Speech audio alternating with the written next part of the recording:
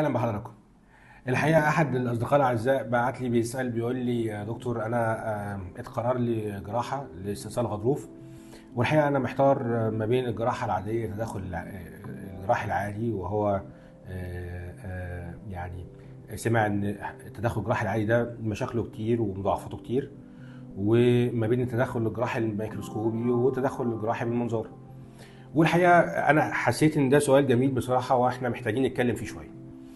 آه، قطعا التدخل الجراحي التقليدي او الفتح الجراحي التقليدي ده دلوقتي بقى اقل شعبيه واقل استخدام، ولانه بالفعل مشاكله كتير، وان الفتح الجزء الكبير في الجلد وفي العضلات، وابعاد جزء من العضلات كبير عن العمود الفقري، واستئصال جزء كبير من العظام وكمان الرباط الاصفر لحد ما نوصل للكيس النخاعي اللي فيه الاعصاب، ونوصل بعد كده للغضروف ونصاص الغضروف. ده لقينا مع السنين الخبره العلميه التراكميه ان ده فعلا بيبقى فيه مضاعفات مع الوقت ومع الزمن على اللونج ران. وده دلوقتي ما بقاش حد بيعمله. طب امال ايه البدائل المتاحه؟ هم البديلين المتاحين، الاداتين المهمين جدا نتيجه التطور العلمي اللي ربنا سبحانه وتعالى حبانا بيه. ان احنا دلوقتي بقى ما شاء الله عندنا الميكروسكوب الجراحي، وهي اداه جراحيه كبيره عندها القدره على تكبير الفيلد الجراحي او المجال الجراحي، الجزء اللي انت بتبص فيه وتشتغل فيه اكتر من رؤيه عينيك او من ابصارك، من 10 ل 12 مره واب تو احيانا 15. وفي اجهزه دلوقتي تكبيرها كبير جدا. والمنظار وهو اداه بنوصل بيها ان احنا بنشتغل، بنخش بادواتنا والاتنا من فتحه صغيره جدا في الجلد الى مكان المشكله مباشره، وبنشيل جزء عظمي صغير جدا عشان نوصل لغضروف ونشيل الغضروف. طب امال امتى انا اختار دي او اختار دي؟ وامتى انا اقول انا عايز اعمل بالمنظار او عايز اعمل بالميكروسكوب؟ احنا القرار ده بيبقى قرار الجراح، لان اولا الموضوع بيعتمد في المقام الاول على خبره الجراح.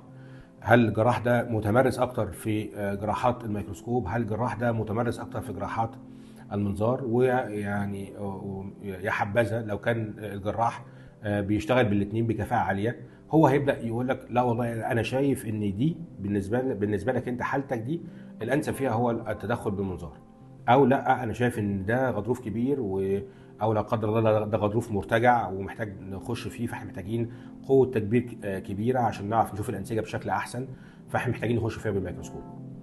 فاحنا تعالى نتكلم مع بعض كده بشكل بسيط ايه هو يعني لو قارنا ما بين الميكروسكوب والمنظار في التدخل الجراحي. الحقيقه الميكروسكوب بيدينا دقه عاليه جدا في الرؤيه، لان احنا بنشوف صوره مكبره بشكل كبير جدا عن رؤيه العين العاديه، زي ما قلت من 10 ل 12 مره، وده رقم كبير جدا.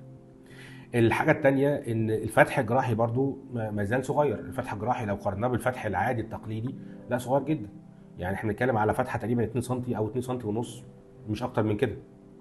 كمان ده في درجه امان عاليه جدا للاعصاب، لان انت شايف صوره ثلاثيه الابعاد، وده فرق كبير جدا ما بين الميكروسكوب وما بين المنظار.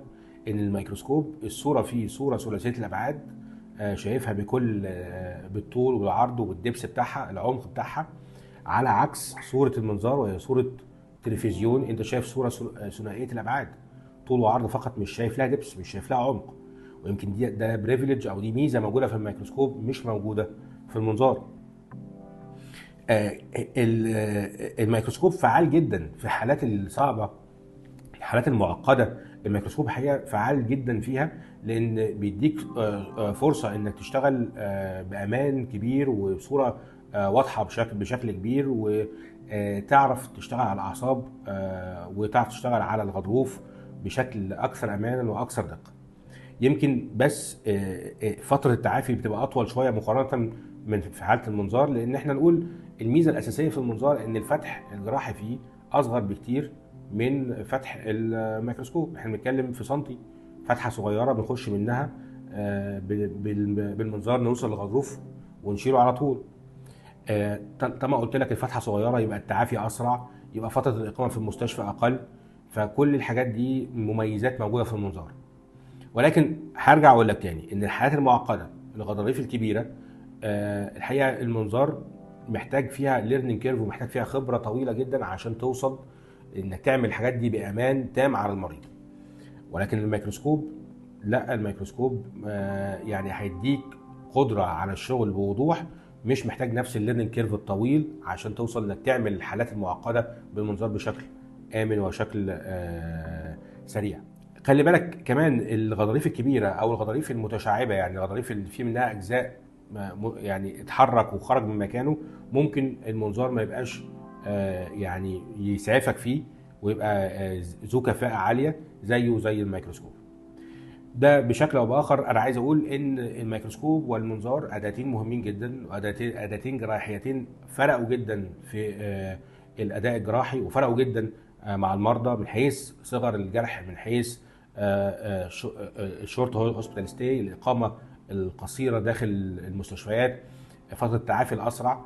ده الاثنين احسن طبعا من الفتح الجراحي المعتاد القديم التقليدي. والاثنين ادونا فرصه لامان كبير، وادونا فرصه ان احنا نعمل شغل معقد وبفتح جراحي كان صغير جدا. والاثنين بيتقال عليهم حاليا تقنيات التدخل المحدود، لان احنا بنخش بفتح صغير جدا نوصل نعمل اللي احنا كنا عايزينه، واللي كان بيتعمل من فتح كبير 7 سم و10 سم و12 سم، دلوقتي بقى بيتعمل في فتحه تقريبا سنتي او 2 سم. احب اقول تاني ان الموضوع بيعتمد على خبره الجراح، بيعتمد على شكل شكوى المريض والمشكله الموجوده، وبيعتمد كمان على حاله المريض المرضيه.